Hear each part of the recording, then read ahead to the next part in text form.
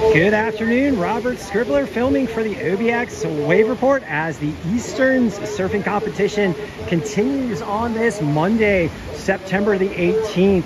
And turning out to look at the ocean, we've got some 2-footers, maybe with the occasional 3-footer rolling in here off the North Atlantic Ocean as the longboard competition, segment of the competition gets underway with the heat right now at, let's see, it's at 3:35 p.m. in the afternoon. And as you can see, we got some cloudy skies, a stalled front hanging out offshore, bringing in a little bit of an unexpected swell here, 2 to 6 foot waves across the Outer Banks depending on location here at Jennette's Pier. Some of the smaller waves, as you can see,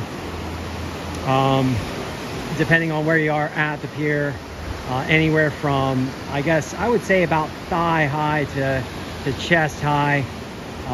But some of the larger sets coming in, bringing in some bigger surf here, as you can see, closer to the pier, and then on the north side a little bit bigger as well. Let's watch this guy hopefully get a little drop in. There we go. Woo! See, so nice little waves to be had here at Jennette's Pier. Got down to Hatteras Island near the Pea Island National Wildlife Refuge area with some buds from just the Outer Banks area and some real water sports folks. Had some great rides today, so there are definitely good ways to be had if you go on the hunt for them. Hope you guys do find them. All right, so let's get down into some of the local conditions. Hold on, actually I gotta go get my notepad, and I kind of want to watch this dude. Nice. Oh, sweetness. Okay,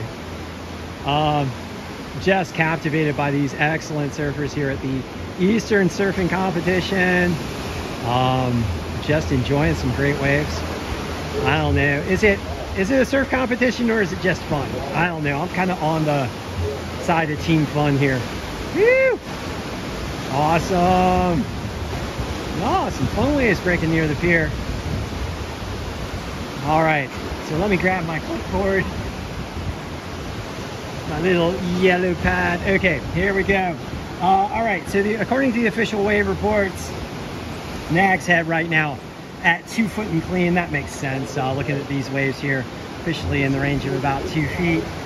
Easterly swell in the range of about 2 feet as well at 12 seconds. West northwest winds coming in at around 12 miles per hour. Air temperature 75 degrees Fahrenheit. Ocean water temperatures 76 degrees Fahrenheit. Heading up a little bit further north toward Virginia Beach, we got 1 to 2 foot waves, slightly choppy conditions. And then down in Rodanthe, we've got 3 foot plus waves. I've got to say that there's some larger waves to be had heading down south. I did find a section of 4 to 6 foot waves. Might have just been the combination of tide and conditions, but nonetheless, some rather good swell coming down there between Rodanthe and Pea Island. Southeast swell in the range of about 4 feet and 7 seconds down at Rodanthe. West-northwest winds at 10 miles per hour. Air temperature 75 degrees Fahrenheit. Ocean water temperatures also at 75 degrees Fahrenheit. Air and ocean water temperatures the same there. And then at Buxton, 3 foot plus waves according to the official waves observation. South-southeast swell at 5 foot and 7 seconds. This swell kind of packing up down there in the southern areas, so like just kind of coming wave after wave after wave. Good duck dive practice with those hollow waves. And west-northwest winds at 12 miles per hour. Air temperature 75 degrees, ocean water temperature 78. And last of all at Frisco, 3 foot plus waves and semi-clean conditions. All right, let's get down to our observations from the National Hurricane Center. Our good scientist friends at the National Hurricane Center providing us with all the good data on the storm so that we can track them and both understand what the wave picture is going to be like over the coming days, as well as potential threats to our coastlines. And let's keep our fingers crossed and hope that we don't have too much in the way of severe storm impacts for this hurricane season. Let's just hope that we get a lot of good waves. All right, so number one is Hurricane Nigel at 80 miles per hour in the central tropical Atlantic, moving to the northwest at 12 miles per hour. Nigel is undergoing some pretty rapid strengthening and is expected to become a major hurricane late Tuesday and track northwest to the east of Bermuda. So this is going to be less of a direct impact for the U.S. East Coast, but nonetheless a wave maker and a swell maker for the East Coast. The second system that the National Hurricane Center is tracking is a tropical wave heading off the coast of Africa. This bad boy has got a 70%, say it again, 70% chance of developing over the next 7 days. So it looks like we are likely to have another tropical cyclone in the North Atlantic due to this tropical wave coming off of Africa and hitting those record warm ocean water temperatures that have been pumping up those storms so much for this year. All right, and then the third system that the National Hurricane Center is tracking is very close to home here in the Outer Banks. It's a stalled front off the U.S. southeast coast that is possibly going to be taking on some tropical characteristics. You do notice the cloudy conditions here in the Outer Banks, and those cloudy conditions are due to that stalled front. The National Hurricane Center is noting that this system has a 30% chance of developing into a tropical cyclone over the next 7 days. And with it being so close, we're just going to have to keep a close watch on this system.